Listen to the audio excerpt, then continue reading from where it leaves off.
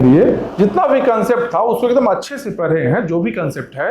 अब क्या काम है कि जितना भी वीडियोज देखे हो उसको नोट्स से रिवाइज करते रहना।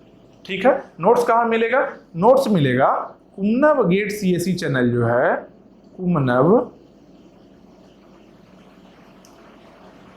कुमनव गेट सीएससी है जो यूट्यूब में चैनल है, जहां से वीडियो जो वहां पर है, बहुत सारा डेमो वीडियो जो वहां पर है, और इसका कंप्लीट वीडियोज कहाँ है? कुमनव गेट सीएससी करके क्या है, ये क्या है? मोबाइल ऐप है। कहाँ मिलेगा? प्ले स्टोर में मिलेगा।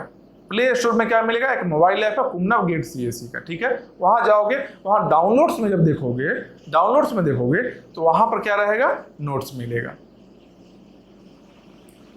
वहां से नोट्स को डाउनलोड कर लो, उसको प्रिंट करवा लेना, नोट्स को सामने रखकर वीडियो देखते रहना। जहां कहीं भी कुछ भी हम बताए हैं, कोई भी डाउट आया है, नोट्स में वहां मार्क कर लिए, फिर आगे बढ़ते गए वीडियो में, कहीं ना कहीं जैसे वो पॉइंट क्लियर हो जाएगा। और कहीं 10 जगह नहीं सोचना कि अच्छा कुछ वीडियो यहाँ देख लेते हैं, कुछ वीडियो वहां देखेंगे, कुछ और कहीं देखेंगे। 10 जगह देखोगे टाइम ज्यादा बर्बाद होगा। इससे अच्छा क्या है, एक जगह ही सही से समझ के पढ़ाई कर रहे हैं। और जो भी टॉपिक स्टार्ट किए, एकदम स्क्रैच से हम स्टार्ट किए हैं, एकदम स्टार्टिंग से बेसिक लेवल से स्टार्ट किए हैं, और जो भी मैक्सिमम पॉसिबल उसका डेप्थ हो सकता है, जो कि गेट डोमेन में है, गेट के सिलेबस में है। ठीक है, रिसर्च हम लोग को अभी करना नहीं है, तो गेट के सिलेबस में जो भी है, गेट पॉइंट ऑफ व्यू से सब चीज को हम डिस्कस किए हैं।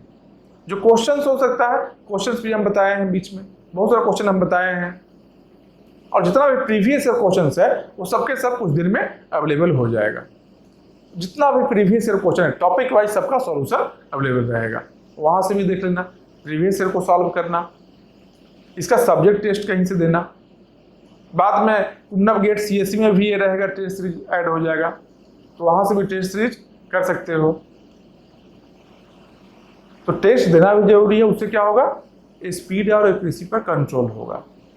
एग्जाम में मार्क्स इससे ही आएगा। स्पीड और एक्यूरेसी पर कमांड हो गया अगर, तो अच्छा मार्क्स आ जाएगा, नहीं तो केवल थ्योरी पढ़ते रह जाओगे, उससे मार्क्स नहीं। लेकिन स्पीड एक्यूरेसी के लिए थ्योरी जरूरी है। पहला स्टेप क्या है? थ्योरी है। जैसे यहाँ क्या बोले पीएनपी प्रॉब्लम में, इस प्रॉब्लम में क्या बोले कि पहला स्टेप क्या था हम लोग का? पहला स्टेप क्या था कि एनपी को कैसे कन्वर्ट करेंगे, तो पहले एनपी हार्ड में लेकर आएंगे, रिड्यूस करते हैं, उसके बाद में क्या है, नॉन डिटर्मिनिस्टिक एल्गो लिखते हैं, उसके बाद में क्या है, डिटर्मिनिस्टिक में कन्वर्ट करते हैं। स्टेप बाय स्टेप करना है। वही चीज़ यहाँ भी है, पहले कंप्लीट थ्योरी को पढ़ लिए, फिर उस थ्योरी के बेसिस पर क्वेश्चन सॉल्व कर लिए, उसके बाद में क्या है, टेस्ट दे लिए। जहाँ भी डाउट लग रहा है फिर से रिवीजन करते रहे। प्रॉपर रिवीजन में तो रहना ही है, प्रॉपर रिवीजन तो होना ही चाहिए। जब इतना कुछ कर लोगे, टीएससी का एक भी क्वेश्चन नहीं छूटेगा। जो भी वीडियो लेक्चर है, हर चीज बताया हुआ है, हर चीज, बहुत सारा वेरिएशन, जो भी पॉसिबल वेरिएशन है, सारा वेरिएशन हम करवाए हैं। इसलिए टाइम भी ज्यादा लग रहा है। कम टाइम में करते तो बहुत सारा चीज छोड़ना पड़ता, और छोड़कर पढ़ाना सही नहीं लग रहा था। छोड़ने में प्रॉब्लम क्या होता, मान लो कुछ हम स्किप कर दिए हैं, अब उसको ढूंढने के लिए जितना टाइम तुम मेरा वीडियो देखे हो, उससे ज़्यादा टाइम तुम यूट्यूब में टाइम लगा दोगे, क्या फायदा फिर? इससे अच्छा क्या है, एक जगह ही कंप्लीट पैकेज, कंप्लीट टीओसी का रहे। इसलिए हमें वीडियोज बनाए हैं, एकदम बेसिक से लेकर जो भी पॉसिबल चीज रहता है, जितना वेरिएशन पॉसिबल होता है, सबके सब हम वीडियोज में बता दिए। बस सही है, पढ़ाई करो। फिर इसके बाद में नया सब्जेक्ट रहेगा, ये कंप्लीट हो जाए तो अगला सब्जेक्ट स्टार्ट करना। एक एकदम मॉड्यूल में पढ़ाई करो। मतलब क्या, गेट सिलेबस है, इसमें क्या है, बहुत सारा सब्जेक्ट है, एक सब्जेक्ट लिए कंप्लीट किए, फिर अगला सब्जेक्ट लिए कंप्लीट किए, जो पहले कंप्लीट कर चुके हैं उसको रिवाइज भी किए। रिवीजन में करना जरूरी है। जो कंप्लीट कर लिए हैं सब्जेक्ट को, उसका रिवीजन भी कर रहे हैं, नया सब्जेक्ट पढ़ाई भी कर रहे हैं। कितना रिवीजन करें भाई? कम से कम डेली, कम से कम पर डे का हिसाब हम बता रहे हैं कि 1 to 2 आवर, 1 घंटा से 2 घंटा, मिनिमम 1 आवर तो रिवीजन में लगाओ ही। मिनिमम 1 आवर चाहिए ही चाहिए, नहीं तो पूरा बर्बाद हो जाएगा, पूरा एग्जाम बर्बाद हो जाएगा। एग्जाम में बैठकर सोचो क्या, अच्छा है पढ़ाई किए थे, याद नहीं है। अरे याद करने का तरीका था, किए नहीं थे, मिस हो गया यही चीज। इसलिए डेली कम से कम 1 से 2 घंटा रिवीजन में लगाओ। उसके बाद में जो नया थ्योरी पढ़ रहे हो, जो नया सब्जेक्ट पढ़ रहे हो, उस नया सब्जेक्ट को पढ़ो और साथ में क्वेश्चन प्रैक्टिस भी करते रहो। डेली 1 घंटा क्वेश्चन प्रैक्टिस करो। तो रिवीजन और क्वेश्चन प्रैक्टिस में 2 से 3 घंटा दो ही कम से कम, अगर चाहते हो कि गेट से कुछ अच्छा मिले, गेट से कुछ अच्छा मिले, उसके लिए कम से कम 2 से 3 घंटा रिवीजन और क्वेश्चन प्रैक्टिस में जाना चाहिए। उसके बाद जो बाकी बचा टाइम है पढ़ाई करो, बाकी बचा टाइम है उसमें पढ़ाई करो। क्या काम है? 24 आवर में कितना सोओगे? 8 आवर्स सोओगे मैक्सिमम। 6 आवर्स ही सोना चाहिए, लेकिन मान लो 8 आवर्स भी सो लेते हो, तब भी कितना बचता है? 16 आवर्स बच रहा है। 8 आवर्स सोए और 16 आवर्स बच रहा है। मान लो उसमें 3 आवर्स और इधर उधर खाने, सब कुछ भी और करने, मिसलेनियस एक्टिविटीज में चला गया, फिर भी 13 आवर्स बच रहा है। कम से कम 12 आवर्स तो टाइम देना ही पड़ेगा। 12 घंटा टाइम दो।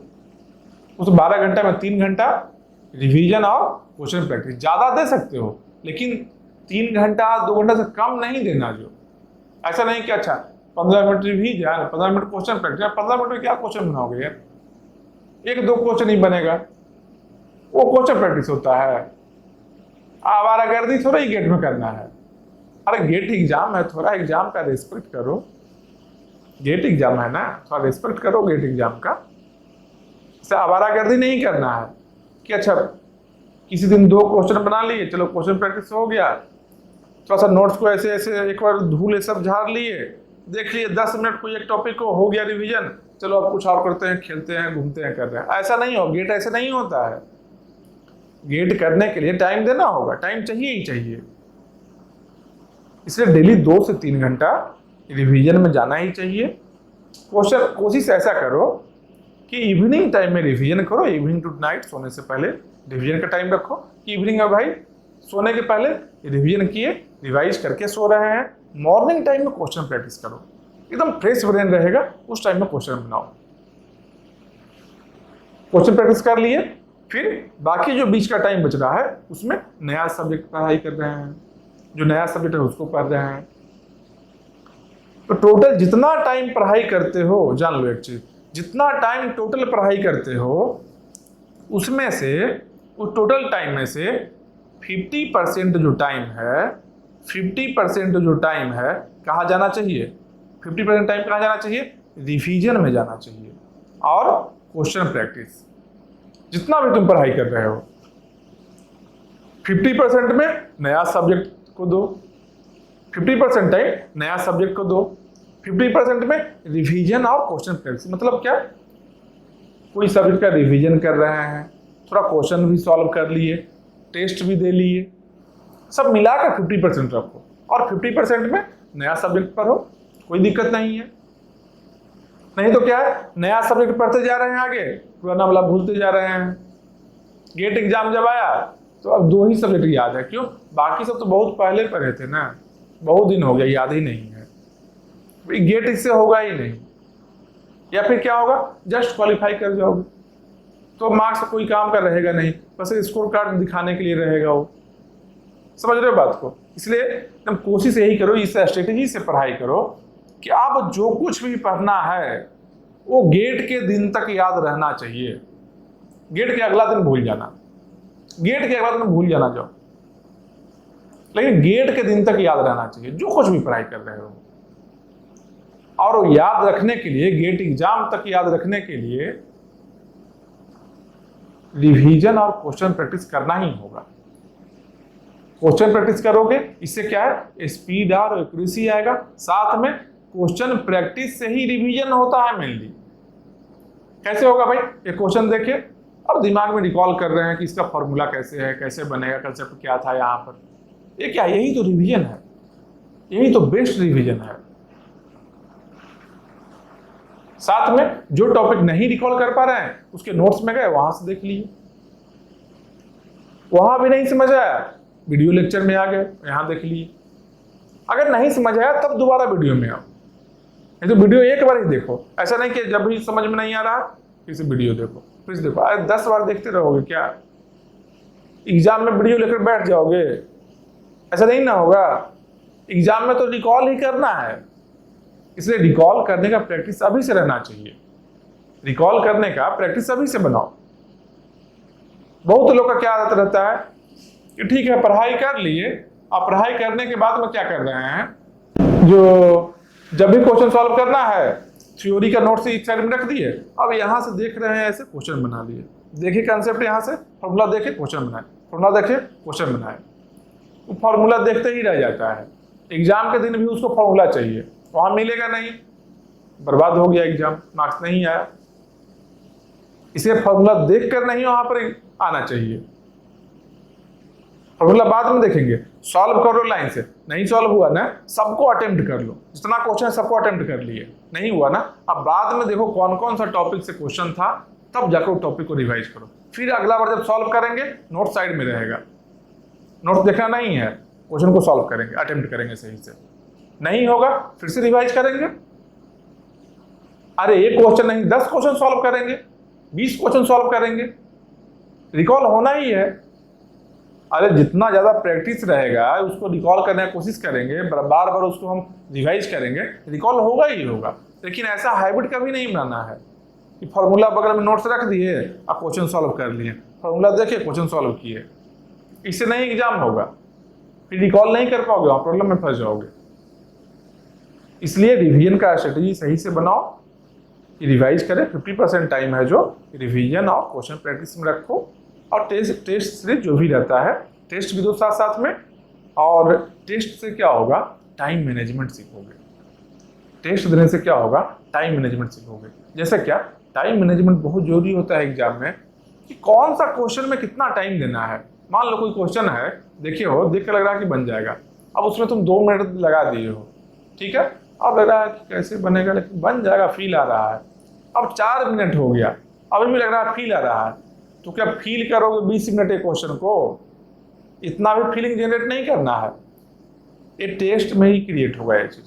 ठीक है क्वेश्चन नहीं बना, 2 मिनट में नहीं समझ में आया ना, 2 मिनट हो गया है, तीसरा मिनट में कोई और क्वेश्चन में हम जाएंगे, 10 मिनट एक ही क्वेश्चन में नहीं लगाएंगे। अरे 10 मिनट में एक क्वेश्चन बन भी गया तो क्या बना, फिर उसके जगह पर 3 क्वेश्चन और छूट गया है जो आसान था, कम टाइम में बनता। तो किस क्वेश्चन को सॉल्व करना है, किस क्वेश्चन को स्किप करना है, पढ़ना है सबको, क्वेश्चन पढ़ना है सही से, मार्क कर लेना है। क्या भाई बाद में आएंगे देखेंगे, जब टाइम बचेगा तब इसको सॉल्व करेंगे। जब कोई क्वेश्चन हमको नहीं आ रहा होगा पेपर में तब इस पर हम आएंगे, टाइम देंगे जितना टाइम चाहिए इसको, अभी नहीं। अभी जो सही से श्योर शॉट बन सकता है, लिमिटेड टाइम में बन सकता है, उसको हम सॉल्व करेंगे लाइन से। तो ये जो हैबिट है, एग्जामिनेशन टेम्परामेंट जो है, कि किस क्वेश्चन को कितना टाइम बाद स्किप करना है, किसको सॉल्व करना है, ये डेवलप करने के लिए टेस्ट देना होगा। इसलिए बोल रहे हैं कि टेस्ट भी रहना चाहिए, थ्योरी का रिवीजन भी साथ में होना चाहिए। टेस्ट में जितना गलती हुआ है उस गलती के लिए ही थ्योरी रिवाइज करो, डायरेक्टली नोट्स नहीं देखो, नोट्स स्टार्टिंग से एंड तक बार बार नहीं देखो। थ्योरी क्वेश्चन देखे, क्वेश्चन सॉल्व करने में गलती हो गया है या कोई क्वेश्चन नहीं सॉल्व हुआ है, ये जिस टॉपिक से रिलेटेड क्वेश्चन था वो सब टॉपिक को रिवाइज कर लो, सब टॉपिक को रिवाइज कर लो, कि अगला बार एक टॉपिक से क्वेश्चन आए तो 100% बना दें और सही भी हो। दोनों चीज साथ में हो रहा है। अब जब एक क्वेश्चन एक टॉपिक से नहीं बना था मेरा, उस टॉपिक को रिवाइज किए, उस टॉपिक पर 4 क्वेश्चन हम अलग से बना लिए। क्या है, वो जो टॉपिक हम पढ़े हैं इसको सही तरीके से कंसेप्ट को इंप्लीमेंट करना हम सीख गए। 4 क्वेश्चन 5 क्वेश्चन प्रैक्टिस करने के बाद में उसी पर्टिकुलर टॉपिक पर। अब क्या है, नेक्स्ट टाइम जब एग्जाम में आएगा एक क्वेश्चन, नेक्स्ट टाइम जब टेस्ट में क्वेश्चन आएगा, वहां पर क्या है, अब तुम्हें प्रैक्टिस हो गया था ना इसका, अब इसे कंसेप्ट को इंप्लीमेंट करना आता है हमको, अब एग्जाम में डायरेक्टली इंप्लीमेंट कर लो। तो इस चीज का प्रैक्टिस होना चाहिए, क्वेश्चन सॉल्विंग एबिलिटी भी डेवलप करना है। और साथ में टेस्ट में क्या होगा, टेस्ट में क्या है, एक पार्टिकुलर टाइम फ्रेम में काम करना है, तो फास्ट होगा, स्पीड आएगा, इसमें और ज्यादा स्पीड आएगा, एक्यूरेसी भी पता चल जाएगा वहां कि कितना स्पीड में सॉल्व करते हैं तो कितना एक्यूरेसी रहता है। ज्यादा गलती हो रहा है, थोड़ा स्पीड घटाओ, स्टार्टिंग में धीरे धीरे स्पीड खुद ब खुद बनेगा, खुद ब खुद स्पीड आएगा। इसलिए जैसे ही सब्जेक्ट ओवर हो जाए, जैसे सब्जेक्ट ओवर हुआ है, सब्जेक्ट ओवर हो जाए, सेम उसके 4 से 5 दिन बाद एक बार फुल रिवीजन कर लो। 5 दिन बाद क्या करो, उसका सब्जेक्ट टेस्ट दे लो। जो सब्जेक्ट ओवर की हो उसका सब्जेक्ट टेस्ट दे लो 5 दिन के अंदर। फिर अगला सब्जेक्ट से स्टार्ट करेंगे और उसको रिवाइज करते रहेंगे। कभी कभी इसका नोट्स कभी कभी हम देखते रहेंगे। तो रिवीजन स्ट्रेटेजी अगर सही रहेगा, एग्जाम निकलेगा अच्छा से। अब बोलो तो थ्योरी नहीं पढ़ेंगे तो रिवीजन काम करेगा क्या? ये क्या बेवकूफी है? अरे थ्योरी तो पढ़ना ही है, ये तो बेसिक का स्टेप है। थ्योरी तो आना ही चाहिए, उसके बाद में तो समझो थ्योरी तो ये स्टार्टिंग है। बिना पहला स्टेप के दूसरे स्टेप पर कैसे चले जाओगे? उसके ऊपर कैसे जाओगे? जब टेरेस पर जाना है तो एक एक करके ही ना जाएंगे स्टेप में। तो ये बेसिक है, थ्योरी को पढ़ना ही है। थ्योरी कंप्लीट आना चाहिए, तो हम अच्छे से समझ लो उसको। उसके बाद में उसको रिकॉल करने के लिए कि याद रहे एग्जाम के दिन तक, उसके थ्योरी को नोट्स को क्या करो, 15 दिन में एक बार कम से कम रिवाइज कर लो उसको। तो क्वेश्चन साथ में बनाते जा रहे हैं। तो 50% टाइम रिवीजन और क्वेश्चन प्रैक्टिस और टेस्ट में जाना चाहिए, और बाकी 50% में नया सब्जेक्ट करो। बस इस चीज को 3 महीना इंप्लीमेंट करो, 3 महीना इस तरीके से पढ़ाई करो। फिर देखो रिजल्ट में क्या ड्रास्टिक चेंज आता है। इतना खतरनाक मार्क्स आएगा, तुम खुद विश्वास नहीं कर पाओ कि अरे इतना अच्छा मार्क्स आ रहा है। बताओ, हम सोचे नहीं थे 4 महीना पहले। एक बार करके देखो इसको, ठीक है? तो अच्छे से पढ़ाई करो, फिर एग्जाम के लिए बेस्ट ऑफ लक।